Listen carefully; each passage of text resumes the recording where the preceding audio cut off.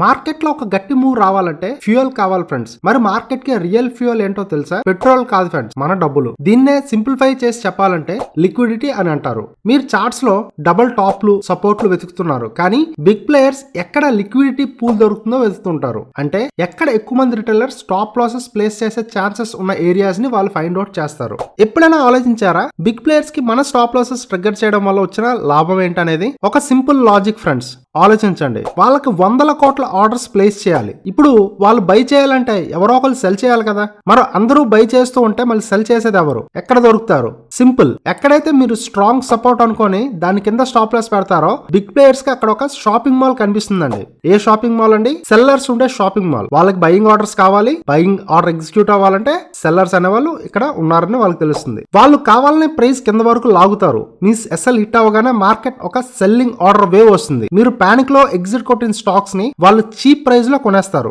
దీన్నే liquidity hunting అంటారు friends. ఇక్కడ ప్యాటర్న్స్ ని నమ్మకండి, ట్రాప్ ని నమ్మండి.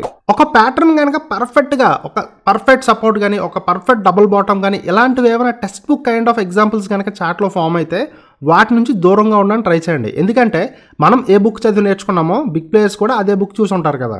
సో వాళ్ళకి మన స్టాప్ లాసెస్ ట్రిగ్గర్ చేయడం చాలా ఈజీ.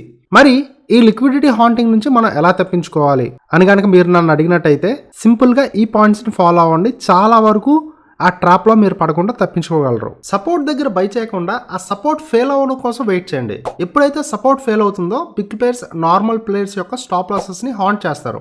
సో ఎప్పుడైతే ప్రైస్ రికవరీ మోడ్ లోకి వస్తుందో పానికింగ్ తగ్గుతుందో అప్పుడు మనకి క్లియర్ డైరెక్షన్ తెలిసే ఛాన్సెస్ ఉన్నాయండి. ఈ లిక్విడిటీ అనేది ఒక మ్యాథ్ ఫార్ములా కాదు, ఇది ఒక human emotion on the chart. ఎప్పుడైతే భయం ఆశ ఉంటాయో అప్పుడు లిక్విడిటీ ఎక్కువ ఉంటుంది. లిక్విడిటీ ఎప్పుడు ఎక్కువ ఉంటుందో స్టాప్ లాసెస్ అనేవి అంత ఎక్కువ ట్రిగ్గర్ అయ్యే ఛాన్సెస్ ఉన్నాయండి. ఈ లిక్విడిటీ క్యాండిల్స్ లో ట్రేడ్ చేయకుండా ఉండడానికి ట్రై చేయండి. ట్రాప్స్ ని ఐడెంటిఫై చేయండి. ఈ ట్రాప్స్ ని ఐడెంటిఫై చేయాలంటే మీరు చార్ట్స్ మీద ఎక్కువ టైం స్పెండ్ చేయాలండి. ఈ టెక్స్ట్ బుక్ ఎగ్జాంపుల్స్ తెలుసుకోండి. తెలుసుకున్నాక అవి ఎలా ఫెయిల్ అవుతున్నాయి అబ్జర్వ్ చేసినట్టయితే మీకు ఒక క్లియర్ కట్ ఐడియా వచ్చే అవకాశం ఉంది. సో ఇలాంటి కైండ్ ఆఫ్ ఇంపార్టెంట్ ఇన్ఫర్మేషన్ మీరు మిస్ అవ్వకుండా పొందాలనుకున్నట్టయితే మన మార్కెట్ తెలుగు ఛానల్ ని సబ్స్క్రైబ్ చేయండి. నేను సెబీ రిజిస్టర్ అనలిస్ట్ కాదండి. ఈ వీడియో కేవలం ఎడ్యుకేషనల్ పర్పస్ గానే చేస్తున్నాను. Thanks for watching video.